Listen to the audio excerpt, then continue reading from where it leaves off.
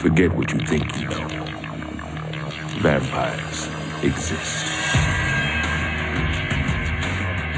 My name is Blade. I was born half human, half vampire. They call me the Daywalker. I have all their strengths, none of their weaknesses, except for the thirst. We interrupt this program to bring you a special report.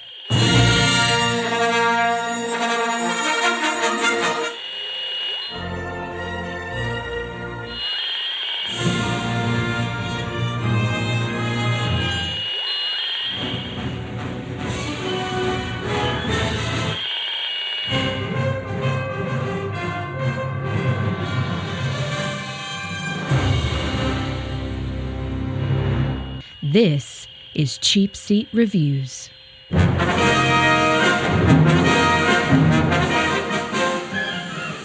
Hello, and thank you for listening to Cheapseat Reviews, the podcast that explores the Hollywood film industry for the greater good.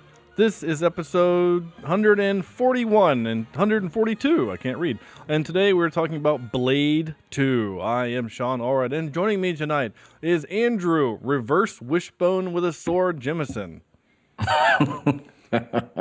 After last episode, that is highly appropriate. Yes, it is. As soon as I saw it, I was like, oh, he went the other way with the sword. Gross. Nice. Also, hopefully will join us. We've tried this before. Corny, Blood Jello Logan. At some point, hopefully he'll join us tonight. He's doing one of those things where he has, other jobs and careers and things that he does, and he's running late. So hopefully he'll join us at some point in the recording. If not, that's fine. That blood jello looked really just not appetizing at all. Not at all, because it looked like all thick and... It looked more like, like a soap, like a gel soap, or some sort of, I don't know. It kind of like a car air freshener gel. You know what I'm talking about? I was actually gonna say it actually kind of looked like ballistics gel that they use in like, like in what's it called, that show where they prove things aren't real, Mythbusters. That's what it was. Sam Vector, as you guys, if you've listened to last week, know that he broke his leg a couple weekends ago, so he is still out on medical leave, literally because his pain meds make him so loopy he can't concentrate. So joining us tonight is a very special guest. Joe even wears sunglasses in the sewer, Protakovich. Nice. Yeah, I can deal with that. All right. So, Joe, I will call you JP, as I've always called you, is my brother-in-law. He is my wife's brother. I have known him for about 15 years, and when I invited him onto the show, I think you seemed pretty excited about it. So this should be fun. And JP and I have had many, many talks of movies and TV shows and of differing opinions. Which I was going to say, of which we have never agreed on any of them, I don't think. Pretty much, that's fairly accurate. I would say that the list pretty much ends with Die Hard, and that might be about it. And Star Wars. I was going to say Star Wars. Definitely Star Wars. Yeah, Die Hard and Star Wars. Other than that, we kind of go in different directions, which is fine. So that should make for some fun for tonight. So let's pull up a comfy chair and dive in. 2002's Blade 2, directed by Guillermo del Toro. This will be our second of his that we've done. And Andrew has some things to say about it. Blade forms an uneasy alliance with the Vampire Council in order to combat the Reapers, who are feeding on vampires. It's funny, it says Reapers here on IMDb as you read it, but my brain read Reavers from Serenity, and I was like, wait, what? Oh, never mind. That's not right. So is this, I've seen this many times and in fact own it. Have you guys seen this movie before? Absolutely. I had never seen it before. Really? No. Wow. Have you seen any of them before? No. I had seen parts of this one, but I'd never seen it in its entirety. What about 1 or 3? Never saw 1 or 3. Okay, so you should go back and watch 1. You can ignore 3. Okay. Oh, I've heard that. there we I've go. heard that 3 was awful. good. No. 3 was entertaining. It's terrible. Here we go, right? It's terrible. Ryan Reynolds though. I mean, come on, man. He just adds. It was like having Deadpool in a vampire movie. Yeah, well, okay, first of all, sort of. Yeah, he swears like Deadpool, but he doesn't have the charm or the witty banter. Yeah, because it's like a super serious movie. And then you insert this guy who, when he comes to the rescue, he's wearing a name tag that says, "Hello, my name is," and then he wrote "F you," like the words. Sounds like me. And I just thought his name was something I Foo. would do. yeah, and Just a Foo name. yeah, and and like Wesley Snipes, like Blade even makes fun of him. He goes, "F you, what is that? Is that supposed to be tactical? What's wrong with you?" And Jessica Biel's in it, but I can't take her seriously as an action star because she's so frail and dainty. Like, I don't know. It's not a sexist thing. I'm just saying. Well, she is hot. I mean, yeah, I'm not saying she's not. I'm just saying I can't see her like kicking ass and whatever.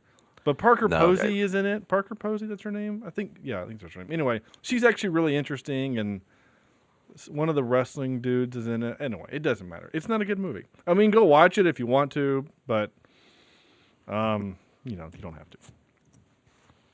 The best line of the movie is when Ryan Reynolds is talking his tale of how he became a vampire hunter, and he says, "You know how most people have their fangs in their mouth? Well, hers were in her vagina." So that's the best. Oh, that reminds me of the movie Teeth. Yeah, exactly. Actually, it's probably where they got it from. That one line that Ryan Reynolds said in that one movie. Anyway, but Blade 2. So yeah, but you should go back and watch Blade 1. Blade 1's I think is actually pretty good.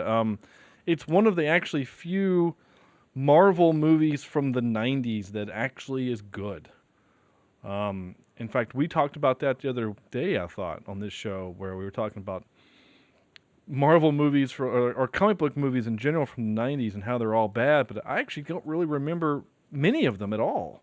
Right. Yeah, we talked about The Punisher being awful. Yeah, The Punisher was in there, and then the Batman 3 and 4 was in there, and of course they're terrible.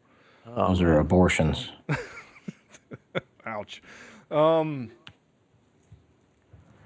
anyway, Andrew, I'll let you kind of do your initial thoughts, sir. Okay. Well, as I've said on the podcast before many times, movies that keep my interest and keep me entertained are movies that I enjoy watching. This one had moments. This one had moments where I was completely in it, and then there were moments where I was getting bored and wanting to look away and do other things. I guess not having seen the first one, I didn't have a lot of backstory, and I didn't feel like I really needed a lot in this, other than maybe to know who some of the characters were and their history. But even that, I didn't feel like I needed a whole lot because they did a decent job with a little recap. At the intro, yeah. Yeah. Meanwhile, on Blade 2, yeah. Or, which I did kind of find a little off-putting, to be honest. I thought, well, okay, am I watching last week's episode of 24 vampire version? What's going on pretty here? much. Yeah. Previously on Blade. Right. Yeah, that's so I didn't really like that part of it. The acting I thought was pretty good. The visual effects and the kick. What's the word I'm looking for? not kung fu, the karate, I guess. Yeah, I guess you could say the martial art choreography was pretty decent too. There were a few moments, and I'm one of those people that if it's bad wire work and it doesn't look realistic, even for a comic book movie, it bothers me. And that happened a couple times in this, but not terribly. And I know we're talking vampires, so we're not realistic here, but you understand what I'm saying, right? Yeah, within the rules that they establish in the universe. Right. There was as far as characters. Whistler somewhat bothered me, and just his role. And again, maybe that's because I don't have a backstory to him, but how his story fit into what was going on in this story. I felt like some of it was odd or off-putting a little bit, but just in how it wove itself into the rest of the story. And maybe I missed some things because I lost my attention at some points, but that was really what bothered me the most. But other than that, I did enjoy it for the most part, and it was a action flick, and I enjoy action, and so I don't know. Maybe we'll talk about it, and it'll convince me one way or the other. Okay. Japes. I watch movies for like different reasons, I guess. When you, I mean, it's a vampire movie, it's action. Who doesn't love a good action film? But you just you gotta put things on the back burner a little bit, I guess. I enjoyed it.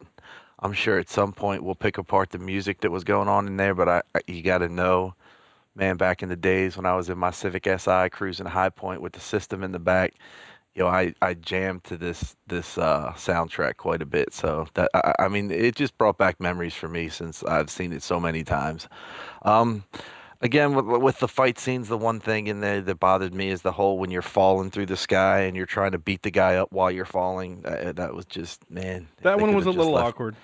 They got to leave those out. I mean, you can't make that look good. They've tried so many times and it didn't work. But I mean, overall, yeah, I saw the first one, so I kind of understood the Whistler thing. But like, that kind of bothered me too. Like, okay, you can be cured from vampirism. Like, we're gonna make him go cold turkey in one night.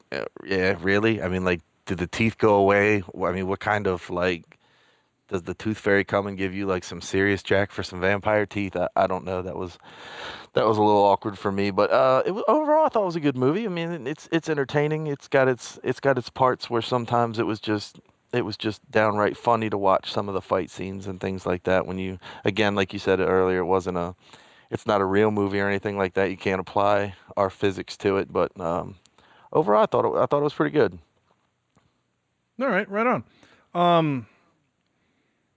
Okay, so yeah, Andrew, I'll only say this. As far as the Whistler character goes, if you watch the first movie, I think it will make more sense. They did do a recap, and basically they kind of they just recap to you like where Whistler is, but he is the Jarvis to Iron Man. He is the Alfred.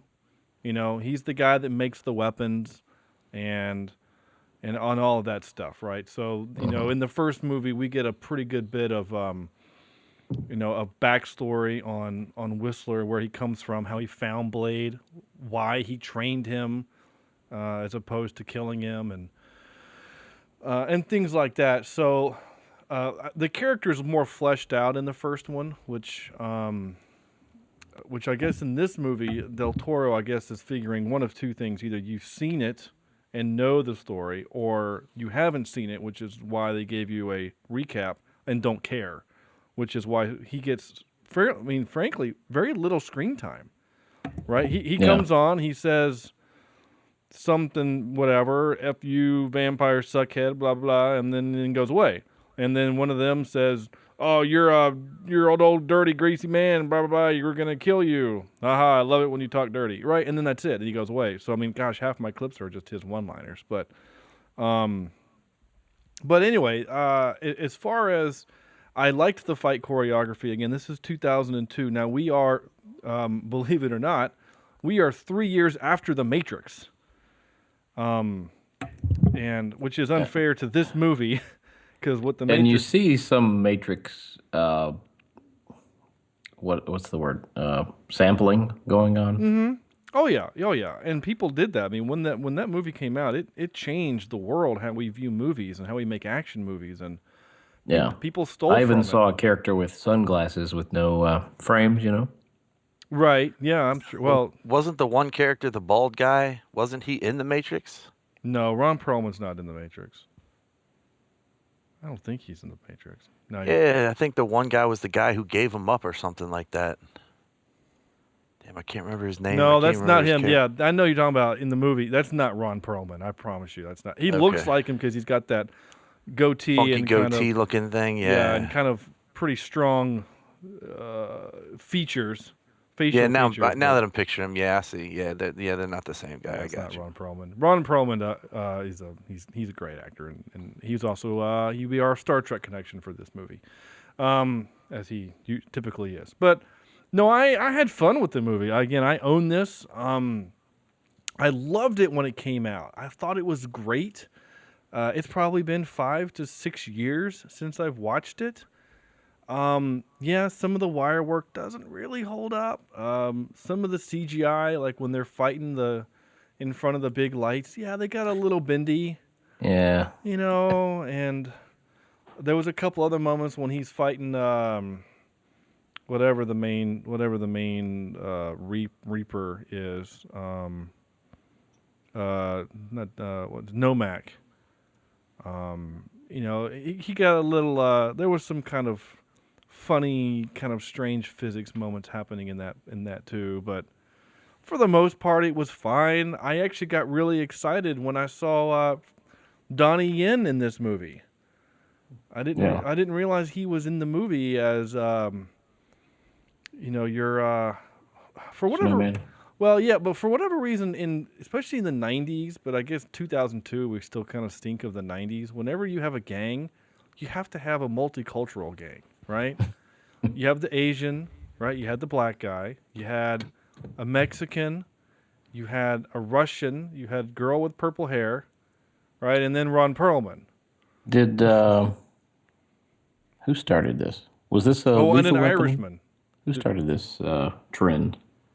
I think it might have been before Lethal Weapon, truth be told. I think this is a thing that was going on. It really started, I think, in the 80s with a lot of, like, 80s theme gangs and, like with Warriors and, other movies like that.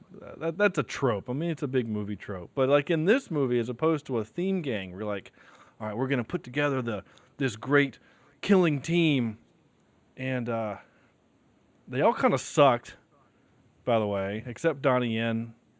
And here's something that kind of bothered me that I didn't realize it until I was prepping for the show.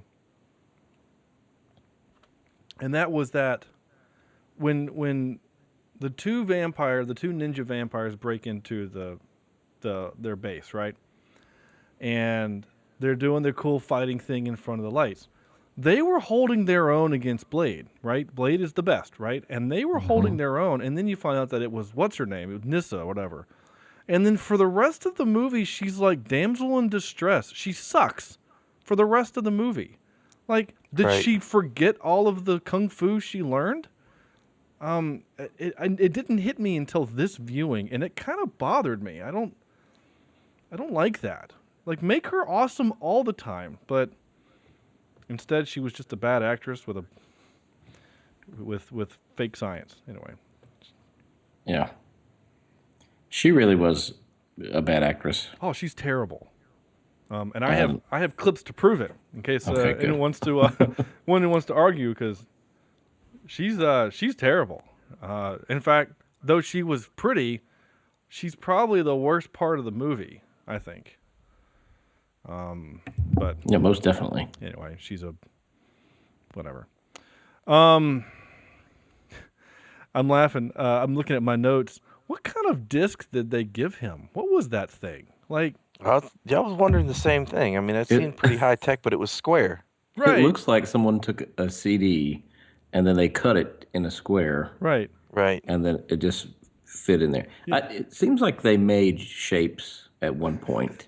It seems like it was either a CD or a DVD. And it was like I had a CD that was a square. Yeah. Of course, it didn't play to the outer edges for obvious reasons. It could only play like a third of the disc, but, right. That's weird. I've never heard of that. But I mean, but yeah, it was like this. It was like a floppy disk that they did a tray load on, and of course it has to be red, right? Because everything in the world is either black or red. Right. Which I thought was dumb. And they're. I will say this. I didn't notice it this time or before, but until this time when they're getting geared up and they're literally putting on Star Wars stormtrooper armor. I Like, laughed out loud when I saw what that. is that plastic armor gonna do against vampires? I mean, even if the fact that you didn't know that these Reaper vampires, I keep wanting to call them Reavers, are stronger, which they are, but even a normal vampire would crack through that. Just dumb. Dumb. But that's fine. It looked cool, I guess, with the techno music. You're right, though. I will say it to you, JP. That music was.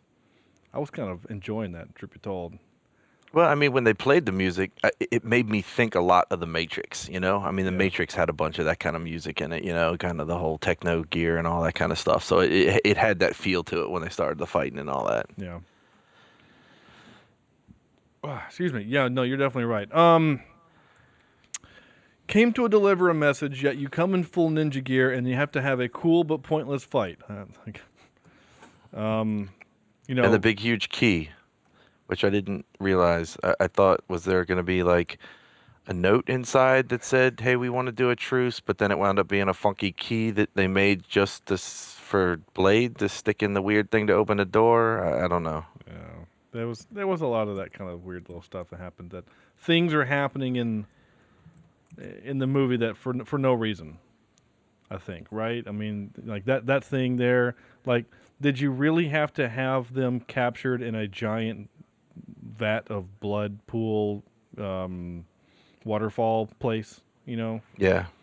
It- Which to me, that was the absolute worst part of the whole movie for me when Whistler's doing the whole like, I was laughing, talking about laughing out loud. I mean, it was like, go Lassie, go, come on, you can do it, go home, like crawl to the bloodbath and fall in, come on, go. I was like, really? Come on, man, stop it. Right. And then I he couldn't was. help Drop an but to F-bomb think or of something. I couldn't help but to think of Willy Wonka and the Chocolate Factory with the chocolate river. Right. Well, and it's funny. I was thinking about this. So, over the weekend, JP and I, it was Thanksgiving weekend since our last recording, and JP and I went and did skeet shooting with his father and a friend. And all I can think of is as Blade was falling down, Ron Perlman was shooting that shotgun, trying to hit him. All I could think of is, man, he's worse than I am at skeet shooting. Because I was not good. But anyway, why would Ron Perlman think that he's dead? You know, he fell into a vat of, liquid spinach so he can have his Popeye moment, right? That every movie has. And I don't know, why would you not think that? It doesn't matter, it's fine. But it did have a cool moment where he caught. I thought the bit where he caught the sword between the finger or between his hand was kind of cool, and then he cut him in half. That was actually kind of cool. And of course, One of the things that bothered me about that, I didn't see it in Blade 2, and I was waiting for it because they kept playing with his sword. Do you remember in Blade 1 where somebody picked up his sword and like the timer started to click? Mm-hmm. And then the sword went off and took the dude's hand off because it had like blades built in. Like if Blade wasn't holding the sword, then it had like a when you a picked, trap or something, yeah, when you built picked, in. yeah, when you picked it up, it would activate this, like you said, alarm, and you had to know to deactivate it. Well, Donald Logue in the first movie, Andrew, Donald Logue, you know who he is? Yeah. He's an Irishman from Gotham and a bunch of other things. Mm-hmm. He is a bad guy in that movie, and he doesn't know that thing is going to happen. He loses his hand, and the way they filmed it, basically, like he had a fake handful of blood paint, and when that thing popped, I mean, it popped. It was pretty great. But like, did they just deactivate that all of a sudden in Blade 2? Because I mean, he was wielding that thing like it was nobody's business. Well, yeah, Perlman, yeah, he saw that it happened, and he waited for it to activate, right? He waited for it to activate, and then he held it for a little while the blades were out, which would seem like super uncomfortable to try to wield. Right. And then I guess later on he knew how to deactivate it, which is when he was trying to, hurt Blade or whatever. But then he broke it. I got so upset. Like, There were two moments in the movie where I felt really bad for the sword. When he was fighting Nomak was using rebar, and I'm like, oh, he's gonna scratch the hell out of that sword. I think it had nicks all over it after I that. know, right? And then the other part was when he broke it. That made me sad. Anyway, it gets fixed later on, as you see. But I tell you, the original fight scene where they went in and Whistler unloaded a machine gun at point blank and couldn't hit anything. When they were doing the big fight scene, I thought it was interesting that the blade was sheathed the whole entire time they were fighting until like almost the very end, and then he pulled it out, and I'm like, oh man, how sweet is this thing? I mean, it's almost like two weapons in one. You know what I'm saying? Yeah, that was pretty neat. How he just. I like the fact that the Blade character is always pretty much the best. I don't know why. I mean, I guess there's not. If he's not always the best, then you're the best around. Sorry. Oh yeah. Then like then what's the drama or whatever, right? Like we like Spider-Man because he's he gets his butt kicked, but then he has to outsmart him or whatever. But in this case, it was just, well, I guess they kind of outsmarted. Like he knew the biology, he knew he had to stab him through the bone or whatever. But I mean, I guess for all intents and purposes, he could have just made the fight just last just a little bit longer. He could have broken a window and killed him that way, but. Yeah. Anyway, and of course the trope of, I want to see the sunset before I die. Okay, here's something else that bothered me. Now, Andrew, this won't matter to you because you never saw the first one, but JP, you will, and hopefully listeners at home will have also. So in the first movie, and again, Andrew, this isn't really spoiling anything, but I don't think you care. It's been 20 years. The bad guys, they put on sunscreen and go out into the day. Seriously. There's a moment where there's a part where they talk about we want to thank you. In this movie, they say we want to thank you for killing Deacon Frost. Frost created the blood god or something like that, and made himself fairly invincible. But there's earlier in the movie he literally meets Blade out in the streets, and he's just wearing like SPF 100 sunscreen. But in this movie, Ron Perlman, with his gloved hand, puts it in the sunlight, and he starts smoking, which I thought was really interesting. So, anyway. I mean, I guess that's just Del Toro just saying, basically, I find your vision of that stupid. Well, that and I want to see the sunset, and he's holding on to her, and it's like, oh, well, it's dawn, and now all of a sudden the window's opening. Mm-hmm. Well, yeah, and she dies all peaceful and graceful while everybody else explodes violently. Oh, yeah, she just melts. Yeah, there were some things in the movie that I felt were inconsistent, and it really bothered me. Yeah. Because that was one of them. Her death was, I felt like there were going to be a choir of angels around her and just lifting each one of her ashes up one at a time. Yeah. But like you were talking about the glove issue, I don't watch many vampire movies, and I don't know if that's a good thing or a bad thing, but to me, I think that, and this is just my perception of vampires, I may be completely wrong, if they are clothed or covered, how does the sunlight affect them? Right. What I mean? So even stuff like that bothered me. Even earlier than that, I think one of the biggest things that bothered me in the very beginning is when Blade, he goes into that club or whatever, and from what I understand, like vampires have super strength and all that stuff, right? Well, they come out to the window and they're looking down and they're like, oh shit. And they're using the ladder, and it's like burning their hands when they go down the ladder, and then they hit the ground hard, and they're like, oh, and I'm thinking, I thought vampires could just jump out the window and land and be okay, because Blade did it, so why couldn't they do it? You know what I'm saying? Mm-hmm. Like, why didn't they have their superpowers or whatever? I guess maybe they were the weaker vampires or something like that, but that was like, why do they not have their superpowers? Why couldn't they just jump out the window and land and be okay? I don't know. They, yeah, there was some inconsistencies going on between between that, even within the movie realm. But I mean, you're right. I mean, I guess I don't know enough about vampire lore and movies and books and whatever to say, well, if any part of a vampire, and that means anything that he's touches sunlight. Like, I don't know. I like, this is going to sound dumb, but I like the Hotel Transylvania version of vampires. Have you guys seen that? JP, I know you have. Yeah. Absolutely. Like, he's asking the question about all the things. He goes, what about garlic? Does garlic kill you? He says, no, it just gives you bad breath. What about a stake through the heart? Who wouldn't that kill? You know? Yeah, right. like the only thing that really affects them is sunlight. And it's in this movie, they make it not just sunlight, but UV. It has to be UV. And I feel like we're getting kind of nerdy with things here, but whatever. I don't care.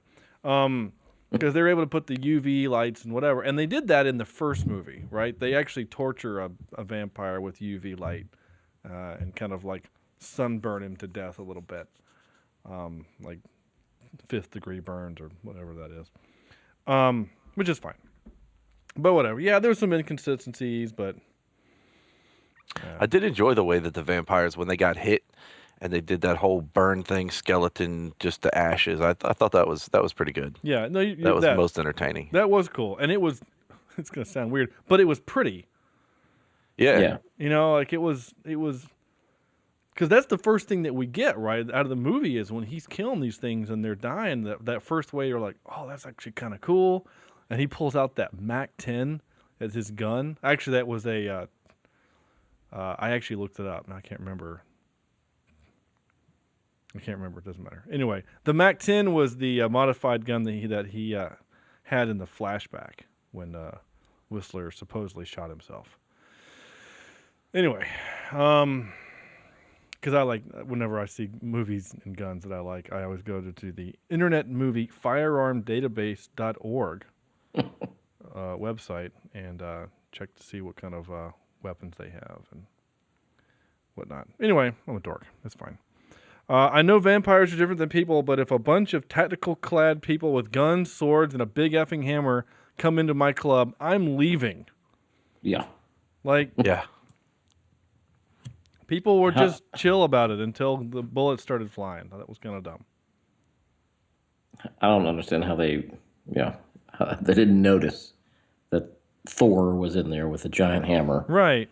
And people wielding machine guns, not like a pistol. Yeah. Oh, yeah. Yeah. You know, an automatic M16 rifles. with 2 barrels that hold 10,000 rounds each or something like that. Yeah. Like, Absolutely. yeah. And the warm-up of the weapons, like Blade could never just pull his sword and use it. He would have to pull it and then whip, Yeah. Yeah. and like warm up the blade first. And then when he pulled out those 2 little like boomerang blade things, he had to like whip them around a little bit, I guess, to get them used to the air so that they, acclimate or something. I don't know. That was a little awkward. Every time he pulled a weapon, he had to like warm it up first, Yeah. Well, it's showmanship. It's I don't know what it is. It's something. I did like the bit when he was antagonizing Ron Perlman, though. He's like spinning around in his hand, and he slaps him with the other hand, and then he sticks him with that explosive dart in the back of his head. That was kind of cool. I like that bit. Made me laugh out loud. I will say this. So of the team, right, I will say that pink-haired girl, purple-haired girl, she seemed pretty useless other than putting armor on her big, bald, tall lover man, because you know what I'm saying, like she seemed fairly useless. Yeah. Did she kill anybody? No, I mean, aside from the suicide kill, no, that yeah, don't really count. Yeah, she died. She sucked. Thor there with his big ass hammer. I'm gonna be honest with you. If they're training to fight Blade, honestly, the only one that seemed like a legit threat was freaking Donnie Yen. He was the only one that seemed like a legit threat. Hammerman, you are so slow with that. Blade will tear you apart. So it just seemed, I don't know. Again, I guess they wanted different. The gang had to be different or whatever. I guess if you have, they're all the same. It seemed real dumb. Just seemed dumb. Sorry, Del Toro. You're a great director. I think you're fantastic. And visually, this was a beautiful movie, but that was a dumb decision. So Yeah. I feel like this would, I don't know, maybe because I'm looking at it from the aspect of someone who hadn't seen the movies before, and I have seen things like The Walking Dead and Zombieland, and we're very much in the zombie age right now. To me, these vampires were more like zombies than they were, or the Reapers, excuse me, Yeah. than they were vampires. And I don't know, maybe that kind of took me out of it a little bit too. That's fair. I think that's pretty appropriate, actually. I can't. The one vampire that was coming through the windshield on the very inconspicuous van, by the way, that had like the satellite dish sticking out of the top and all. Yeah, where he That was where he black and FedExed himself donuts from Krispy Kreme. absolutely. And I mean, like he's the only one in the, I guess if you want to call it a parking lot, but the one that had the bandage around its face, I can't remember. I don't know if it was in a video game or something, but there was some zombie thing where it had like its face was wrapped up like that, and that's what it was making me think of. Yeah, I can see that. But I mean, to be an indestructible, super strong thing that can't get through a windshield, that was a little on the awkward side too, I guess. Well, yeah, and of course, freaking Scud made the mistake, right? That everyone makes. Why would you leave the van? Yeah, sure, you're armed with 2 Desert Eagles, fine, but why would you leave the van? You don't. You don't leave the van. And then you pull all the wires out of the bottom and just happen to know the two that you need to spark together to, fire up the lights. Yeah. Don't worry about the truck, just fire the lights up. Yeah. Eh, it was that part always kills me in movies when people just rip out the thing and like, oh, these 2 wires are disconnected. We should tie them together and things will work. Right? Like they weren't connected 5 minutes ago, and then you just ripped them out, and then That's why they're not But when you- connected anymore. that's right. Ripped them off. I kind of got mad that Donnie Yen went out like a bitch. That kind of sucked. But whatever, it's fine. Why did Priest, all right, redhead Scotsman dude, who was kind of evil, why did he die? Why did he turn really quickly, but Mr. MC Hammer needed to wait until the plot needed him to turn? Right. Like, again, what with the consistency? Like, I mean, again, Priest, he turned real quick, but we need him to cause mass chaos in the sewer, so we'll wait until he gets turned later. And why not say something? As soon as Right. he got bit, why not say, hey, since we maybe we have a cure for this. Hey, I got bit. Is there a cure? And instead, Or Or the I got magical bit. question. I don't need to be around you guys. Or just, go away. If you don't want to say The anything. magical Don't be question. around. She walks up and she's like, "Did they bite you?" And he's missing like half of his neck. No, I think I'm good. yeah, I'm just gonna inconspicuously put this piece of leather on my neck because that's normal. It's gonna hide it. Yeah. Yeah, I like. Which the woman, the chick that was in there that you said that was like fighting badass, and I'm not good with names and even of the characters. Like I said, I didn't care for her too much, so I didn't care to know about her. Nissa. But like, yeah, that big silver plate thing that she had on her neck, like the whole movie, I thought that was pretty slick. But like, why did nobody else have that? I don't know. She's known for this movie mainly, by the way. She's Nissa in this movie, and then Odd Thomas. She's still doing stuff, but she's from where? She's from Chile. She was actually in an episode of S.H.I.E.L.D. as Reyes. I forgot about that. Well, good for you. Oh, and she was in Dallas for a bunch of stuff. I mean, she's fine. She's just not good in this movie. Taylor of Panama. The Man in the Iron Mask. So here's a completely random story, but she's the fact that she was in the Man in the Iron Mask. So when I was working back in 2008, 2010, I was working Carowinds, I think, right? And Iron Man 2 had just come out in theaters. So I was telling this guy that I worked with, I said, man, Iron Man 2 was really good. I had a good time with it in the theater, right? And he said, okay, cool. So then he comes the next day, he goes, dude, I watched Iron Man 2, and he's like, well, I watched it illegally because a friend of mine gave me a copy of it. I'm like, okay, don't tell me that, but fine. And he says, but it was really weird. Like, I didn't know that they did time travel in the Marvel movies. Like, why did he go back to, like, 18th century England, and why? And he starts telling me, and I'm like, did you watch Man in the Iron Mask? And he goes, "Oh, yeah, I did. Is that not Iron? Is that not the same thing as Iron Man?" I'm like, "No, Wow. Did he know anything about Marvel no, or he Iron didn't. Man? He didn't. No, it was just funny. So I can't not think of that story whenever I see Man in the Iron Mask. He was like, "I didn't know Leonardo DiCaprio was in that movie." I'm like, "He's not." It was great. Anyway, sorry, little side story there, but Scud, I think Norman Reedus is the actor's name. Is that it for Scud? He would be your Walking Dead. Walking fame. Dead, but before that, man, classic. One of my favorite all-time movies, Boondock Saints. Yeah. Oh, What is it loved him with in you that. and this effing rope? Charlie Brunson uses rope. Yep. Which is funny because he's from Florida. Oh yeah. Yeah, that's funny. I just saw that. He's from Florida. He is of Italian, English, Scottish, and Irish descent, but he was in Norman's first film was 1997, the Guillermo del Toro horror thriller film Mimic. So, but yeah, mostly The Walking Dead.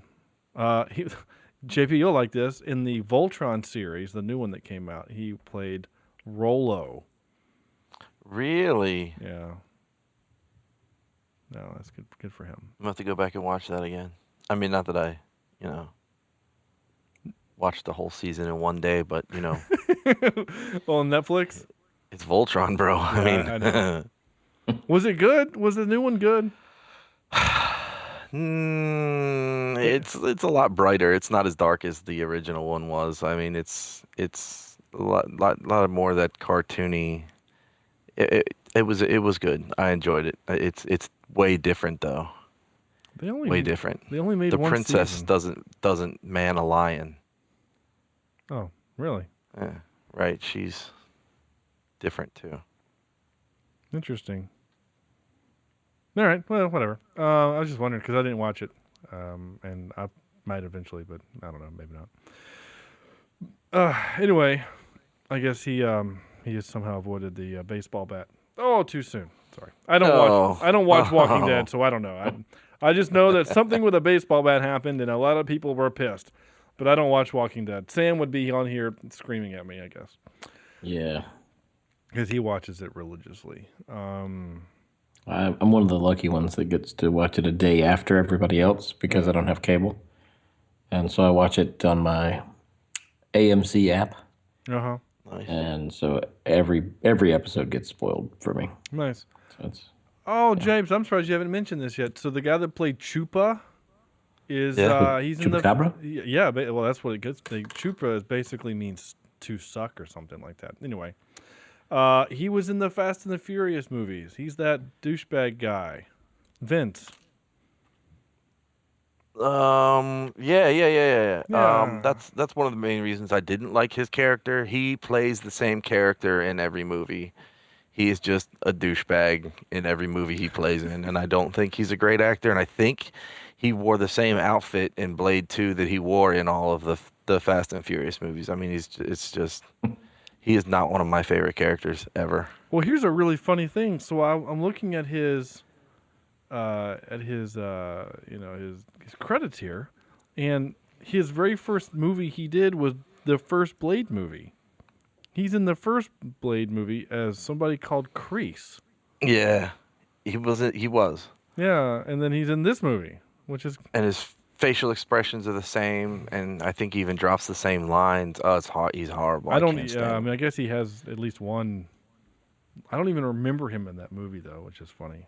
So the worst movie he was in was Transporter, the first one. Oh my gosh, he was horrible in that. Yeah, I remember that now. He was. Oh my God. He was kind of the main bad guy, right?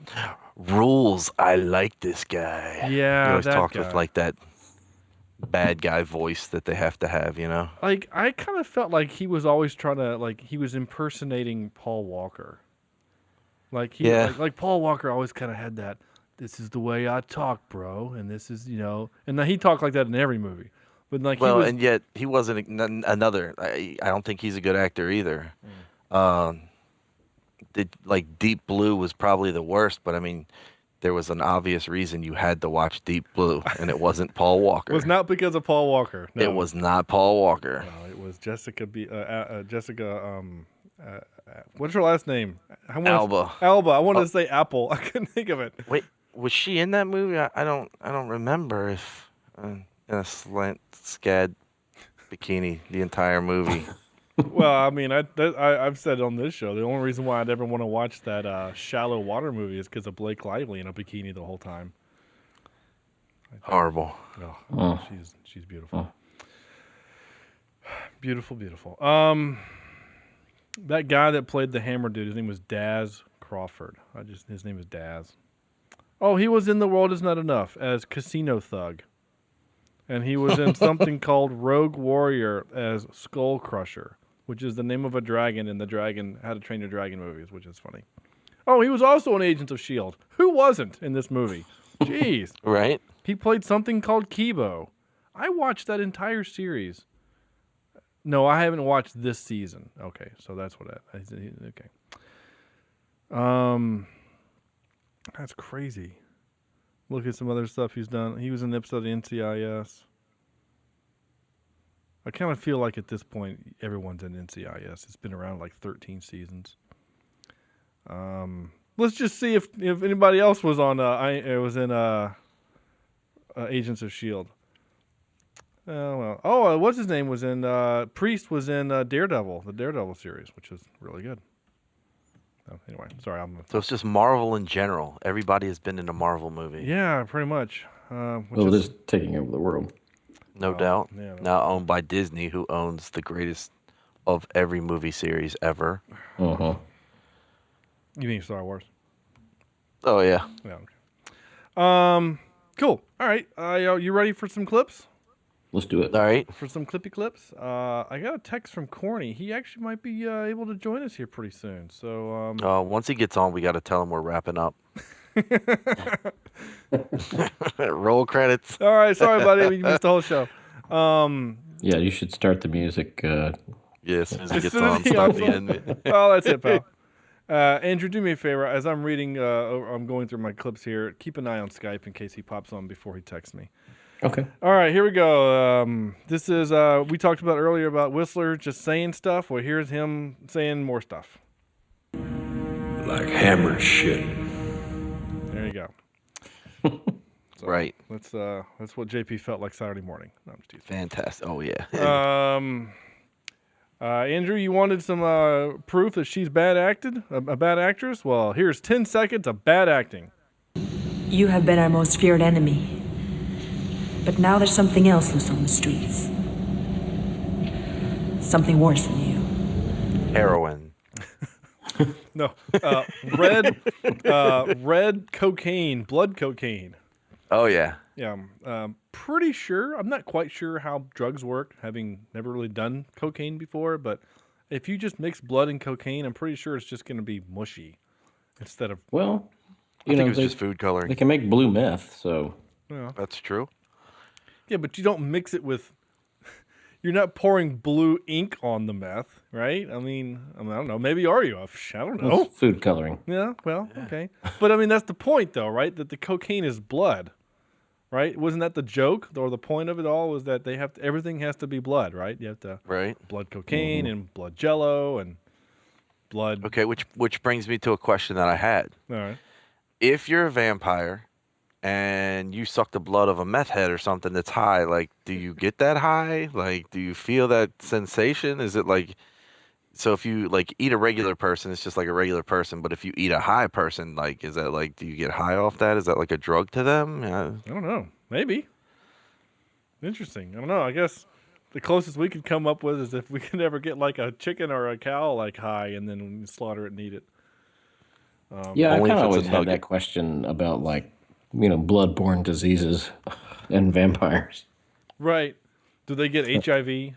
Joke's on you. Now you have Hep C. Yeah, you got Hep C. And you're passing it on to all your other vampires. Right. I mean, I guess the idea was the joke is, or not the joke, but I guess the idea is that their immune systems and their ability to regenerate would probably do better than any disease or whatever. So Sounds like a Leslie Nielsen vampire movie. Yeah. Didn't he And do a what's vampire movie? he did He did. I was Dracula thinking. Dead and Loving It. Oh, that's right. Yeah.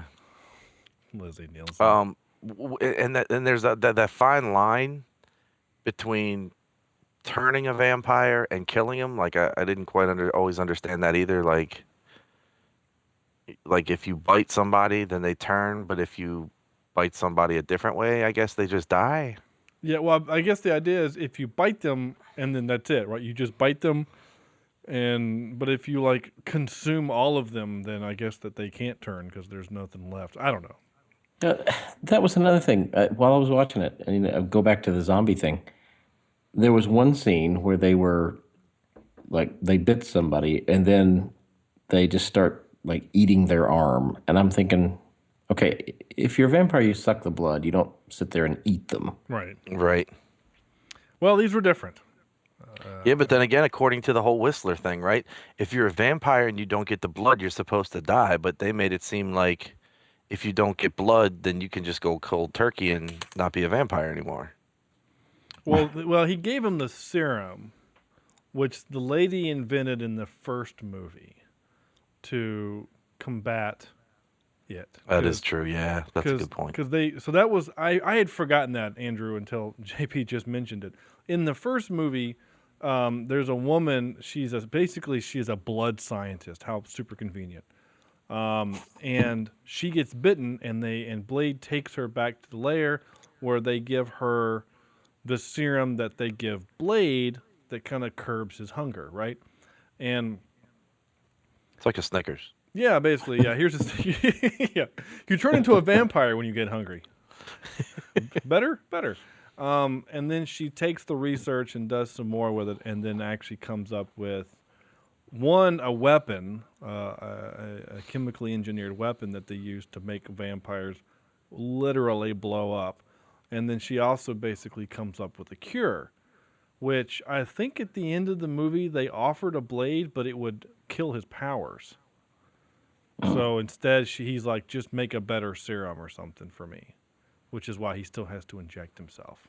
Which Just like Snickers ice cream. Yeah, Snickers. Oh, Snickers ice cream, dude. That's not nice right now. That's cruel and unusual punishment right there. Here's something that kind of bothered me. So when Blade is upstairs in his little room, right, and then bad lady actor comes upstairs and she's giving him the guilt trip about what at least I'm proud of who I am. I'm not hiding. Are you really trying to make him feel bad about that? About not killing innocent people and eating them? I'm not sure the angry flip here worked in this case. You know, like you know what I'm saying? That one seemed real dumb. Which was an interesting thing. Like I think that was one of the better parts in the first one was when they were explaining how Blade came to be with his mom and all that. How he was a half-breed vampire because like he was born as she was dying or whatever. Right. Right, yeah, exactly. So anyway. Here's 34 seconds of Blade getting excited. Hey, me and the gang were wondering. What was that? Can you blush? Here we go, Poppy. Oh, I get it. I see now. You've been training for 2 years to take me out. And now here I am. Ooh, so exciting, isn't it?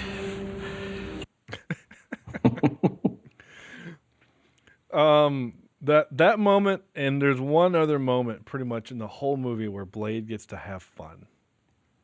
You know, like, I'm serious, like, that's it. He does it a little bit more well, that's not true. There's a third part. At the very beginning of the movie, when he steals a motorcycle and he rides up to next to his car and then blows a kiss at his car, that made me laugh. Yeah, I kind of wanted to see, more of that. I think it would have been a little better movie had it had a little bit of more humor to it, I guess. I don't know. I think it took itself too seriously. Yeah, for my taste. there's a couple moments like that in the first movie. There's a little bit more humor. The third movie goes the opposite way, and they do too much humor, I think. Again, with the Ryan Reynolds thing, and like there's a So moment. did Joel Schumacher do those? No, I don't know who did the third one. Joel Schumacher. God. Such a bad movie. That may make me sad. Blade Trinity. All right, who did it? So it was 2 years later. David Goyer did that movie, who has been known as for such things, who directed such fine movies as Blade Trinity, something called The Invisible, which I've never heard of, and then something called The Unborn, which I've also never heard of. And that's it. Like, that's it. He's mostly known as a writer. He wrote, apparently there's going to be a TV movie called Krypton. He wrote Batman v Superman, Dawn of Justice. He wrote for the TV show Constantine. He wrote the screenplay for Man of Steel. He wrote Call of Duty Black Ops 2. Fantastic. He wrote the Ghost Rider Spirit of Vengeance movie, which I've never seen. So he's done a lot of Batman Begins, Batman Jumper. I like Jumper. Mm-hmm. Jumper's good. So he's done some actually good writing credits, but there's a moment in that movie though, Andrew, where Blade is talking to the main bad guy, and the main bad guy has kidnapped an infant, like an infant child. And in order to get away, he throws the baby up, and Blade does a spinny kick thing, whatever, and then catches the baby, and then looks out and sees that the bad guy's gone, and then looks at the baby and goes, "Coochie coo." And then the end scene. It's just like... Oh, really? Yeah, exactly. He's like... Yeah. You forgot about that kind of stuff, didn't you, Japes? Could have done without that. Yeah, like you literally smack your forehead with that. I mean, literally the supporting cast is Ryan Reynolds, Jessica Biel, who's the little short funny comedian? I have the thing page in front of me. Joe Pesci. No, there it is. Danny DeVito. No. He was Can you imagine Danny DeVito in a Kevin vampire Hart movie? No. Kevin Hart. He would have been like 16. Well, you said short. Yeah, I know. You're just thinking of short guys. I can't think of his name. I follow him on Twitter. He's really good. What's his name? Patton Oswalt. That's who it is. Yeah. Like, he's in it. Anyway. It's fine. Anyway, I'm trying to think who the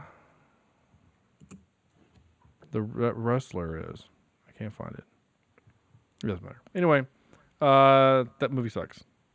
But what doesn't suck is Blade 2. This is what we're talking about. Well, I mean, technically, there's a lot of sucking. There is a lot of sucking. You're right. You're right. There is some sucking going on in that movie. All right, Corny should be joining us pretty soon. And that's going to do it for Cheapseat Reviews. I'm just teasing. Oh, he hung up on him. Damn it. Or he hung up on us because he heard me say that. All right, we'll try again. You there?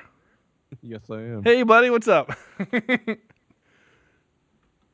Yeah, he said as soon as I heard that, I was like, yep, nope, I'm out. No. No, that was the joke. They said, all right, as soon as you call him, just tell him that's the end of the show. No, we're actually still kind of in the middle of clips, believe it or not. So how you doing? You all right? You survive another night? Yeah, I'm really tired. It was a long-ass rehearsal. Yeah, I hear you, dude. Well, I'm glad you joined us. So joining us tonight is Corny Blood Jello Logan.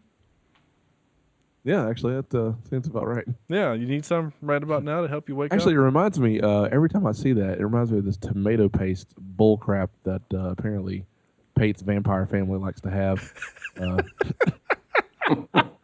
I see it and I just go, that's where they get it from. Like, It's called cranberry sauce. It's just... Oh, no. I mean, just legitimate tomato paste.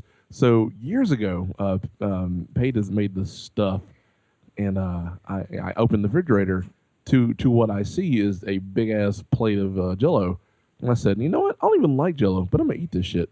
And I took a mouthful and I was like, what? What did I just eat? And I proceeded to projectile vomit. Hopefully you closed the refrigerator door first. No, I mean, like I took a bite and then stepped towards the sink, and then my body was like, I don't know what this is. Abort. But you should have known it was the wrong thing to eat when it was in the IV bag. You don't want to eat the stuff that comes in the IV bag. You know, Corny eats. You know, he didn't. He's not judgmental. Looks like food. It goes in the mouth. Yeah. Corny, when a vampire is hungry, you got to do what you got to do. That's right. We actually all kind of made what we thought was what we thought that was. Andrew said something. What did you say, Andrew? Like coagulated, like something. I don't remember what you said. No, I said an air freshener gel. Air freshener gel, yeah. Okay. And I said it reminded me of ballistics gel that they do in Mythbusters. Oh yeah. Okay. Yeah. Anyway, regardless, I ain't eating that stuff. So you just missed a few seconds of bad acting. So we're on to this clip here, which, is, I guess, appropriate. What am I to you? Is the enemy of my enemy my friend? Or my enemy? Oh, no. They're still your enemy. That's why you called them enemy. I'm pretty sure that answers that question. Yeah. I think they're called frenemies. Oh, frenemy. Yeah, you're right. Yeah, but if you say it like this, then it's different. It's menacing and it's almost like I'm Batman. Here's pretty much one of the few times where Blade actually got to have some fun. Open the mouth. B, come on. Sissy. He called him a sissy. I love it. Oh my God! Speaking of calling people names, this is off topic, but I have to share this with somebody. Today, I got really frustrated with my students in one of my classes, and I just started ranting in front of the class. And in order for me not to just spout out curse words at them, I said the word ninnies. I called them ninnies. and one girl came up to me after class and she goes, "Exactly how do you spell ninnies?" And I said, "Shut up." And about 5 seconds later, I get my phone alert that says I've been mentioned in a tweet talking about how I called the class ninnies. Nice. So, it was really good. It's funny. The ninnies actually was the term given for a boob when I was little. So nice. Don't squeeze her ninnies. Pretty much. Yeah. It makes me think of Elf. That's what I was thinking. Cotton-headed ninny mugger. Yeah, you're a cotton-headed ninny muggins or something like that. Yeah. Oh man, I would never have thought we'd connect Elf to this movie, but we have somehow. Well, you got mystical creatures, vampires, elves. That makes sense. Yeah, sure, why not? That all works, I guess. Here's some talk dirty to me. Better get you some sunscreen, Buttercup. Listen, shit kicker. You're about one cunt hair away from hillbilly heaven. I love it when you talk dirty. So I'm actually curious. So the C word's okay, right? Well, I didn't bleep it out, so I guess it's okay. This is another time that I laughed out loud in the movie because when he said shit kicker, I thought, I've never heard that term in my life. Oh, really? Because this year has been the year of shit kicker. So apparently, since for those of you playing at home, I play in 7 or 8 different groups, and one of them's called that. So what? And one of them's called that. Well, no. Some of the style of music actually is just called. No, it's just one of those shit kicker tunes. I'm like, what? What the hell's a shit kicker? Basically, it's just it's a country tune that's a throwaway or something to that effect. Okay. I'm a Tampa Bay fan, so I thought when you said shit kicker, you were talking about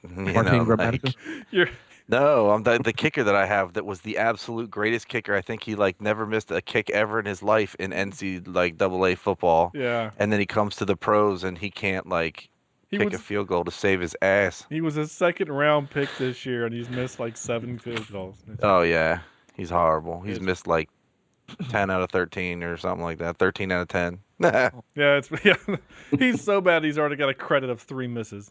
Yeah.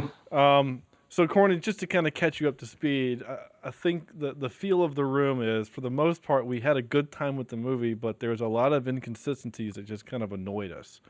Like in the first movie, and it's hard to compare between movies, but like the first movie, Frost could go outside with sunscreen on and be fine, whereas Ron Perlman's gloved hand burned. And there were some other kind of inconsistencies. And my biggest complaint was the fact that, Nyssa was like this ninja warrior in the beginning of the movie with Blade, like held her own. And then the rest of the movie, she's damsel in distress, useless. I actually kind of got a little pissed at that. Yeah. Like you took the heroine was, pretty cool because we're back in the, when was this movie made? 2002. 2002. So, we don't have a lot of movies with badass women fighters. I mean, I guess we're starting to see that maybe. Yeah, a little bit. Yeah. You had Trinity from the Matrix. Yeah. But she's one of the first times when you're like, I mean, maybe there's more. I can't think of it. There's got to be some from the 90s, but I just can't think of any. You got like that one Gina Davis movie where she's a spy or something like that. What is that? Gina Davis. Not a Time to Kill.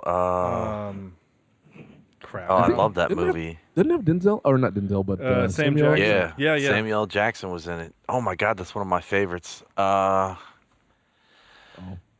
had a bunch If of only there was one-liners in some. there. If only there was something where we could look up this information.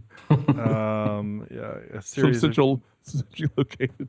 Yeah, a series of connected computers and The Long Kiss Goodnight. Yes, The Long Kiss Goodnight. Yeah. So anyway, you got these. These movies are happening and whatnot. We don't have a ton of them, but then you just take this awesome fighter and you make her this. I'm a little upset. Yeah, it's funny as I'm looking. Well, Guillermo. I'm on the IMDb page for Blade 2, and people who like this also liked.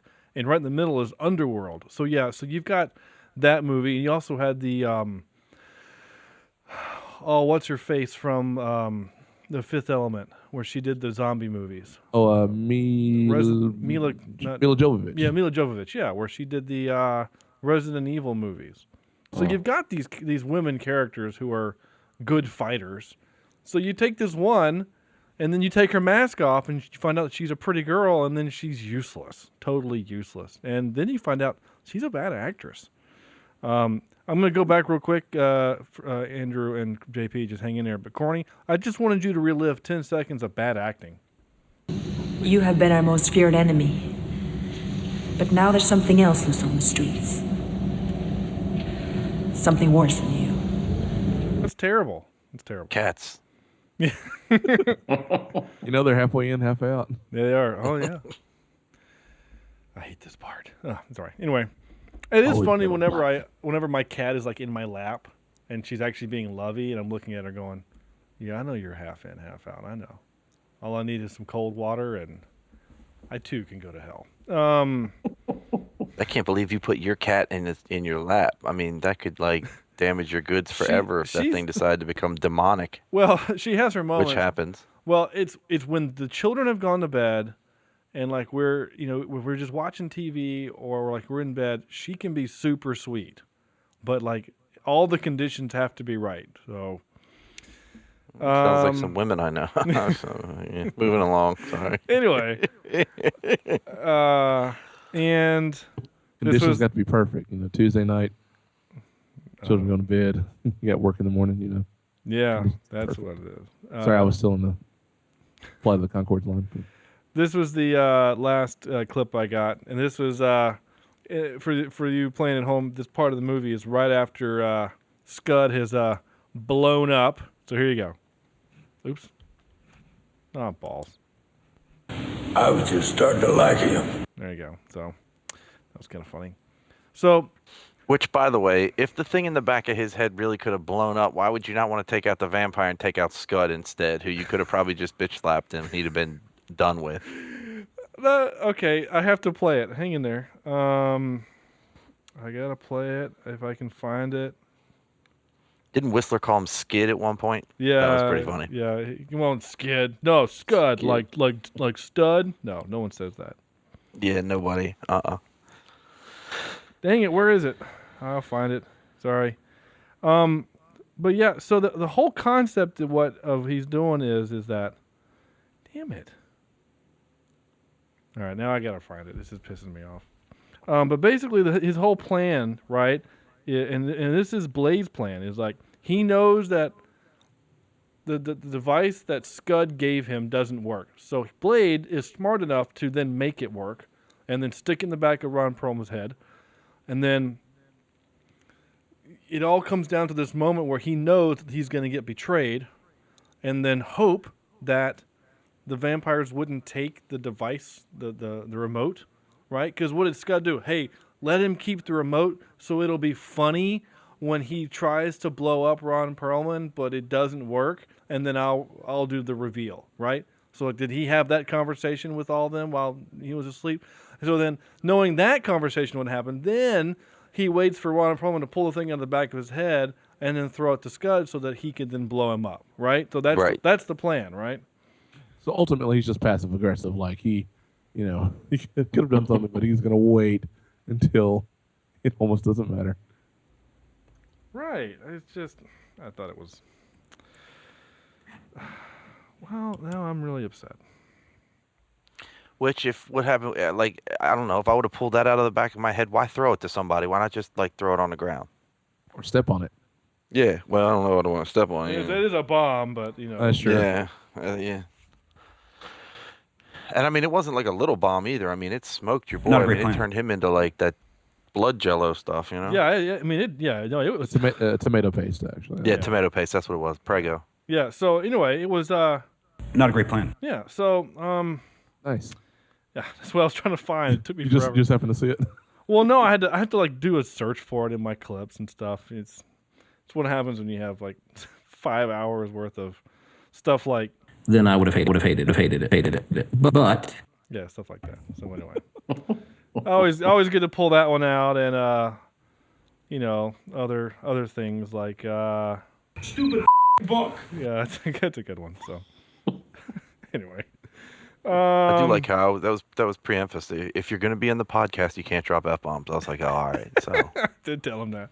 Yeah. And I said, but if one slips out, I can beep it. But I mean, every now and then, Corny or Sam will just drop it just to piss me off, to make me have to do Hold extra on, wait work. a minute. It might have been completely accidental. Sam, on the other hand. Well, okay, yeah, that's fair, Sam. there was one episode, and this was before I joined the cast. So in the first 100, where I was sitting in for Chad, maybe. And it was like it was like trying to see how many times they could fit that F word into the podcast. And by the time we finished, I thought Sean was going to reach through the screen and strangle everybody. Yeah, I think we all got at least a couple in that. I think everyone got at least one in. Even I dropped one. I think I got so mad at you guys. So anyway, get out of here. Yeah, it was pretty funny. I don't believe it. No, it happened. It's on tape apparently somewhere. I don't remember which episode that was, but it did happen. So you guys listeners, go listen to all of them again and then tell me which one it was. Aha. I had forgotten how much they use lasers in this movie. What? Why would apparently old vampires bleed green? And he didn't do what? No, okay. And then I said, he didn't forget. So made what was that vampire going to do? Was he literally going to go into a place and rub one out? Like, is that what's about to happen? Like, do vampires? He was just he's gonna go in and attack a girl. And, that's what they make you think. And then he pulls out like the Kleenex. Like he's going to. Man, maybe he was. You know what I'm saying? Like he pulls out tissue like he's ready to do his thing. After the razor blade. Right, and then Blade sticks him in the face with the sword, which is cool. But I guess my question is that, like, what happens before that? Like, till Blade goes and he sneaks in because he knows where he's going, and he goes in and he goes to the back somehow and gets past security, and then the girl's supposed to go and he goes, hey, hold on, I got this. And then she's like, okay, I'm not going to alert the police or anything because this large man with a sword just came in here. And then he stabs him in the head. Whatever, it's fine. Tropes I wrote, the pretend to cry turns into laugh trope. Dude loves his car more than most things. The old school versus new school trope. There's always a rave somewhere in Prague trope. There's one right now. The double cross, the Popeye moment, and the fall in love with the enemy trope. So those are all tropes. If you guys have Hey, any, by the way, when I saw that rave scene, all I could think about is Bad Boys 2. oh, some punk thinks he can die in my club. My club. Yeah. Get him out of here. Oh yeah, man. Joseph. Joseph. The ecstasy. Yeah. And of course, my favorite quote from that movie. This is a stupid problem to have, but it is a problem nonetheless. I love that quote. Love it. One of my favorites. All right, here we go. What? That is one big pile of shit. Oh, sorry. And now for some more bad news. Ready? All right, trivia. Scud, that rhymes with stud, like stud. Scud wears a T-shirt featuring the logo of the Bureau of Paranormal Research and Defense. I thought I saw that. I thought that was pretty bitchin'. Yeah, which is a reference to Hellboy, a comic which the film adaptation in 2004, 2 years later, which Del Toro would direct, starring Ron Perlman. So that's kind of funny. Over 30 members of the cast and crew were temporarily blinded when a misuse of the UV lights in the vampire autopsy scene. So, somebody was like, "Hey, check this out." Yeah, hey, look at this, and they all died. The entire crew. Yep, pretty much. Hey, boss. Yeah. So, good news, bad news. Yeah, but the bad news is I blinded all of the cameramen. What's the good news? The good news is the rig works. What's the good news? The sound guys are fine. Yeah. So. Said no one ever. Nice, thank you. Donnie Yen. Come on, man. I've been on that side of it too. No one cares about sound guys. No, you're right. Unless there's something wrong, and then everybody knows who you are. Donnie Yen, a martial arts star who plays a member of the Blood Pack, Snowman was his name, which is stupid, was also the film's fight choreographer, which is cool. I think that's really great. The fights are pretty good. Yeah, they are. They're really good. Even the bendy parts with some CGI. Donnie Yen is our Ip Man. Yeah, he's Ip Man. Yeah, our man Ip. Yeah. Our man Ip. Yeah. So, somebody posted on my Facebook page the other day the fight between Donnie Yen and Mike Tyson. So I really want to watch the third movie. What are you making noises for? Man. What? Yep. Mike Tyson in a kung fu movie. Have you seen the fight scene? I did. It's pretty cool, isn't it? Like, they make Mike Tyson out to be what he is, right? He's a boxer, so most of his kung fu-ness is boxing, right? It's straight up, lots of punches, whatever. He does some kicking, but mostly punching. And in that fight scene, he holds his own against Donnie Yen. Now, would he really in real life? Probably not. But I didn't care. It looked really cool. I liked it. I want to watch that movie now. So maybe over the next few months we'll do the second one and then the third one, knowing going into it they'll be subtitled. Then maybe we'll all pitch in and lend our voices to the quotes or to the clips of the movie. Hopefully, without it sounding completely racist, like what I did for what was it? Yeah, man. what was the movie? I forgot what it was called. Crap. What was that movie we did that? I did that. Kung Fu Hustle. Was it Kung Fu Hustle? Kung Fu Hustle, that's what it was. All right. And then the last one, during the fight with Nomak in the church, part of the House of Pain, the stained glass window is a replica of Doctor Strange's medallion, the Eye of Agamotto. Agamotto. Mr. Agamemnon. Agamotto. Yeah. Agamemnon. Mr. Roboto. Yeah. There you go. That's all the trivia I wrote down. So we haven't played this game in a while, mainly because most of the movies we've been doing have been pretty new. But this movie is now 14 years old. So let's recast the movie to today. Oh, I got this. I would replace Blade with Michael Jai White. Who's that? He was a lead. He was what was it? Dynamite. Black Dynamite. Was it Black Dynamite? Oh, Black Dynamite. Oh yeah. He played. He was in Spawn. Oh yeah, he played. He played Spawn. He played Gamble or something like that in the Dark Knight movie. He was the one that's like, I'm gonna have one of my boys over here tune up you, whatever, and then the Joker does the whole pencil disappearing trick. Oh yeah, that's right. That's him. Oh, I could see that. The only one I would have said if we were gonna go, I guess we can't use the guy who plays Cage right now in the Luke Cage movie. No, JP, I have not seen Luke Cage yet. You haven't? You son of a man! That was fantastic. I loved it. I finished it up. It was very good. Very I good. quit watching it halfway through. I lost interest. Well, here's the funny thing: the other guys I'm thinking of for the role are all also in Marvel products, like Michael B. Johnson, who played. Oh yeah. Who played? Or you mean Jordan? McJordan, yeah. It's not Mick Jordan. B. Jordan. The Mick Jordan is what you go to McDonald's and eat. No, that's not it. But he played the Fire. What's his name? The Human Torch in that really, really terrible Fantastic Four movie. I finally watched that, by the way.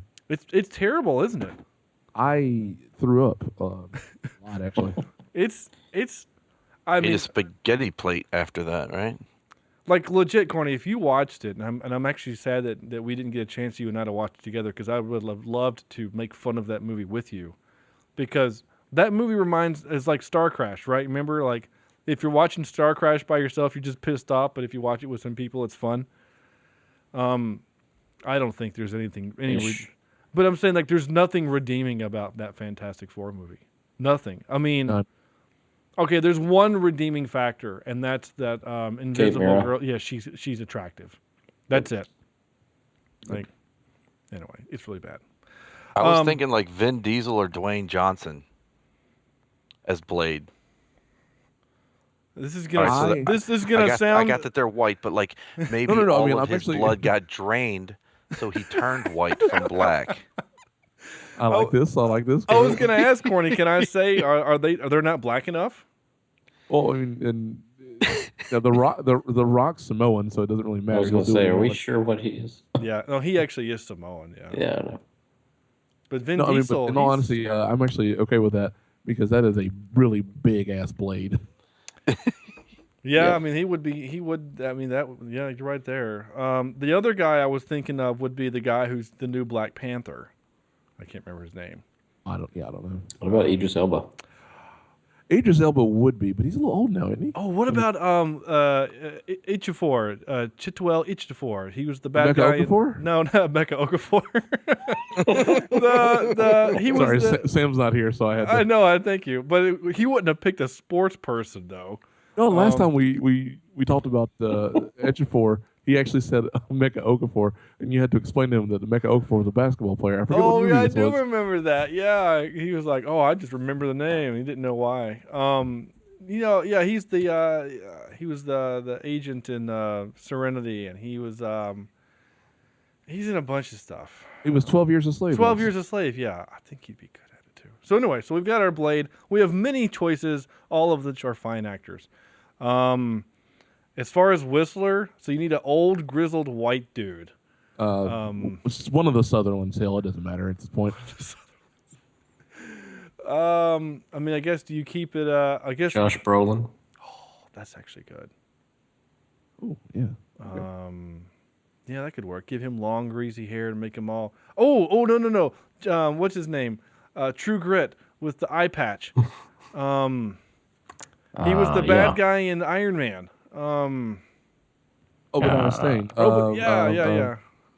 Jeff Bridges. Jeff Bridges. Yeah. Yeah, he would be good. I could see him old and grizzled and long hair and saying stuff like "shit kicker." Like Kurt Russell. We just saw him as an older, Kurt bearded Russell. man. Yeah, I could see that. Who Michael else? Caine. No, Michael Caine. Donald Sutherland. No, you need somebody who can still be legitimately a badass, right? Like, this is a guy who still held his own in a fight against vampires. You know what I'm saying? Like, someone that still has, some grit to him. Some true grit, even. Who else grits. He likes to eat grits. By the way, it's fun. Who else do we care about in this movie? Our female. Honestly, Ron Perlman could probably still reprise his role. I mean, he hasn't aged a day in the 14 years since he made this movie.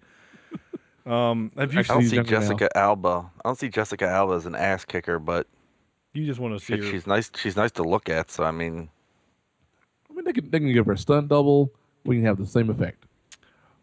Well, yeah. I mean, if they do the same treatment where they make her awesome and then not, but like if you're gonna do a female, make her that way the whole time, right? I think you have to make her awesome the whole time. Yeah, you could do. I don't know. You do. She might. Well, she could probably still do it. What about Eva? What's her name? Eva Longoria. No. Mendez. Yeah, Eva Mendez. Yeah. Longoria would be hilarious. Yeah. That would be kind of funny. Anybody else? Anybody else who care to recast? What about Nomak? Honestly, and this is true. For probably the first 3 or 4 times I watched this movie, I thought Nomak was played by Barry Pepper. Because he just sounds like him, but it's clearly not. But make Barry Pepper that role. Let's just get the cast of True Grit. And Ben Affleck can even, not Ben Affleck, Matt Damon can even make a role in this somehow. He can be the main bad guy. He can be. Do we have to go into space to save him? That's all I need to know. No, we don't this time. Okay. This will be the one of the few times where we don't have Can't afford it anymore. No, we can't. The guy that played Nomak is starring Jason Statham. As what? As Nomak. Nomak? Yeah, it could work. Give him a British accent. Yeah. I can see All that. right, here we go. We recast Blade as The Rock, and then put Jason Statham as Nomak. All right. Well, gosh, and then you make Reinhardt you make that friggin' Vin Diesel, since apparently they actually hate each other now, and they're doing this stupid Twitter war. Anyway, I like it. So we'll basically just recast Fast and Furious movie. I like it.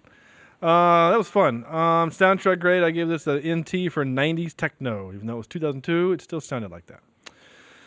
And what did we learn? Well, I learned that, I didn't really learn a whole lot from this movie, other than if you pull all the electrical cords out from underneath the dashboard, you will eventually start your car. Old smart men know all the buttons to get you into all the codes to all the rooms and the schematics. That's right. Always. Always. I mean, like... Sorry, I didn't mean to cut you off, JP. No, you're good. Top 3. Corny, did you have a chance to do this? So, about that. That's fine. I didn't see what the top 3 was before I got on. So we're going to let you go last to give you an opportunity to kind of. So what we did was kind of the enemy of my enemy, or the enemy has to team up with the hero kind of concept, right? So Andrew, you lead off. Okay.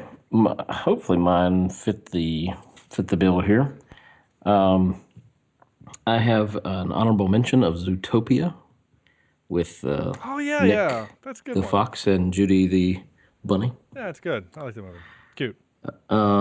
Number 3, Batman Returns, and this is a little bit different here. We got the Penguin teaming up with Max Schreck.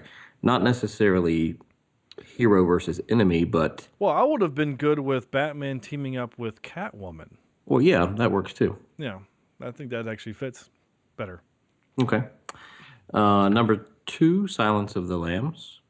No, right, yeah. And number 1, iRobot. All right, right on.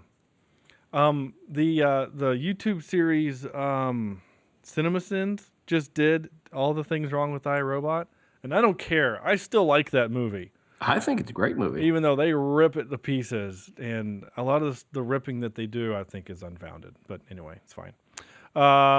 Japes. I guess 3 I would go with Terminator. Okay, or Terminator 2. Yeah. I guess 2 through 10 probably. There have been a lot of them, yes. Yeah. You know, one I was just thinking about, would Rocky count? Rocky 2? After he, I mean, he teamed Creed up with Apollo, right? And Apollo was the bad guy originally, and then Yeah, okay. I'm good with that. Rivals turned friends. I'm good with that. And then I think number 1, I would go with Suicide Squad. Yeah, JP's a guest filling in for Sam, so you could have come up with just about anything and we would have allowed it. Oh, the Smurfs. Okay, yeah, sure, I get it. That one time when they helped Gargamel defeat the evil thing. Yeah, sure. Actually, there was at least one team up where Gargamel I did actually help think the that is Smurfs. a thing. I think that actually did happen. So, like they helped him save Christmas or something. I don't know. Anyway. All right. Oh, he did sing the song. Yeah. Yes. And you said so. Number 1, Suicide Squad. Yeah, Suicide Squad. I need to see that. Corny, are you ready? Or you want me to go? I am ready. All right, go for it, dude. Or actually, you go first. I've got some interesting choices. You go ahead. All right, go. All right. My number honorable mention is Lord of the Rings, where they team up with Gollum.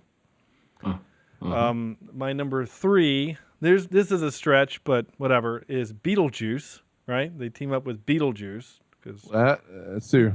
Yeah, he's kind of the bad guy. I mean, he said his name's twice. You just have to be careful. Yeah.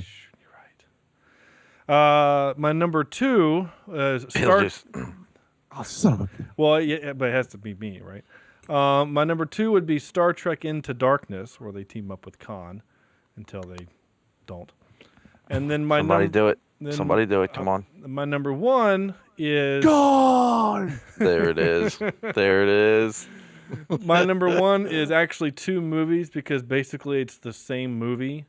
That would be X-Men 2, X-Men United, and X-Men Days of Future Past. So, because they're essentially the same movie, just X-Men 2 is better. That's it. That's my 3. Corny? Okay. So my number 3, I'm gonna go with X-Men 2. Okay. My number, because you took that. Sorry. I should have gone first. So what happens when you go out of order? I'm gonna go with. In all fairness, Sean did spout out like 4 of them there, like 5 or. Sorry, Peter just freaked out for a second. You guys still there? Yeah. Mm-hmm. Yeah.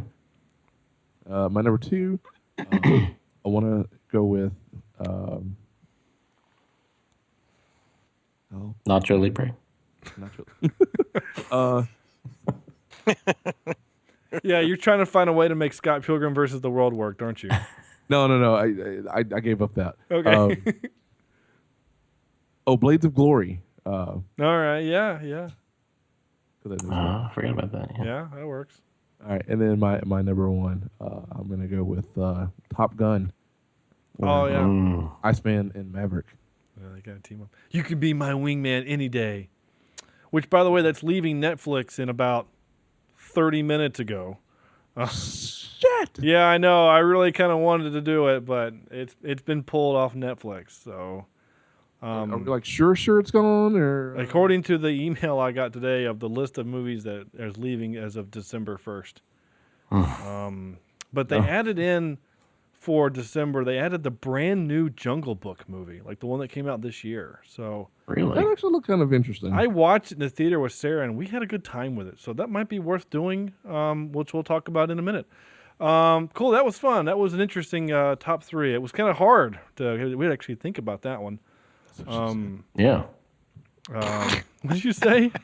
I you sneezed, slipped I'm that sorry. one in. Yeah, I got you. Gesundheit. Yeah. No emails this week, which is fine. But we did get. No, yeah. it's not. No, it's not. What? Not fine or not? It's not fine. No. Well. I die a little bit every time that we don't get an email. Yeah. Well. Which is funny. So I'm going to call some people out here real quick. But I posted on Facebook, hey, send us some, love and blah blah blah. Right. And then I then said like, hey, send us love and emails because, we value our self-worth off of your emails. And I got the last 2 people that sent in requests were like, we send in requests. It's like, okay, guys, you don't have to do that. Anyway, I know Alan will listen to that. I'm just giving you a hard time, Alan. It's fine. All right. We love you. Thank you for your requests. Except for Dawn of Justice. I hated that movie. I'm just teasing. But no, really, I hated it. Out of 10. I got you back, Alan. Yeah, Andrew, you two guys can pen pal each other and talk about that movie and how awesome that it's not. We already have been. Oh, good. That's awesome. I'm really happy for you guys. We write letters back and forth and send pictures of bat symbols on them and things like that. I would love that to be true. Like you we guys have, just like we have little ornaments that we've made for our trees together. you just like Snapchat each other back and forth, just like random times where you can make the bat symbol fit in the moon. 7 folds makes a very nice origami bat. Yeah. Just so you know. Oh, great. That's fantastic. That's the best news I've heard all day. Andrew, Martha, what do you mean that name? Right. Sam actually gave me his out of 10 for Bone Tomahawk, and I'm trying to remember what he said. He didn't put it in the group me, did he? I don't think he did. I don't think so. I think he told me. I think he put it. I'm just gonna put a number, but I think he liked it pretty good. So I'm gonna give him a 7.2 because I'm pretty sure that's what he said. But I could be wrong. Anyway, I'm just gonna put a number. Yeah, I'm just gonna put a number, just so that it's an even number. Which is funny. We really liked that movie. Japes, your parents watched it and hated it. And ooh, what is happening? It's all lies. What the hell was that? Bunch of roaches. Ants. I had a bunch of ants. Yeah, scurrying across the floor. Seriously, that was creepy. Was that you, Japes? I don't know. That was terrifying. I'm on an Xbox headset, bro. I mean, like, it could have been, probably. I don't know. That was terrifying. Okay. Anyway, so yeah, that movie is actually going to rank probably in our top 10, which is kind of funny. Anyway, Andrew, out of 10, Blade 2. Yeah, Blade 2. I'm going to give this a nice solid 5.7. Okay. Corny. I'm gonna give it. It was pretty fun. It's very very nostalgic comic book movie, and so it always gets a little plus from that. So I'll give it a 7.4. Hey, I'm not the only black vampire. This is pretty awesome. Out of 10. Yeah, there was that other one. His name was Assad or something. So I'm going to put a little note here that this is from JP and not Sam. You can just change the letters. Well, that's what I'm doing. Okay. JP to Sam. JP, what do you say? I was gonna say, like a 7.654 or something like that. Yeah. Okay. But I wish I was a black vampire. Don't we all? I have the pointy teeth. I'm halfway there. Sharp, pointy teeth. I'm gonna give it. I had a good time with it. Bad, other than her bad acting and some other indiscrepancies, but it's kind of fun, and the music is fun, and but think about it like this. This might maybe to put something in perspective. This movie is 3 years away from Batman Begins. Like, we're 3 years away from really good superhero movies. We are a mere 6 years away from Iron Man. Like, just wrap your skull around that. But anyway, I'm gonna give this. I'm kind of like where you guys are at, so I'm gonna give it a 7.25, which I wrote 3.5 for some reason. 2.5. Yeah, I liked it. Which, thanks to JP's weird score, it turns into a 7.001. Fantastic. Yeah. Glad I could be of service. Yeah. So anyway, that's it. That's cool. That's your movie. So that was a lot of fun.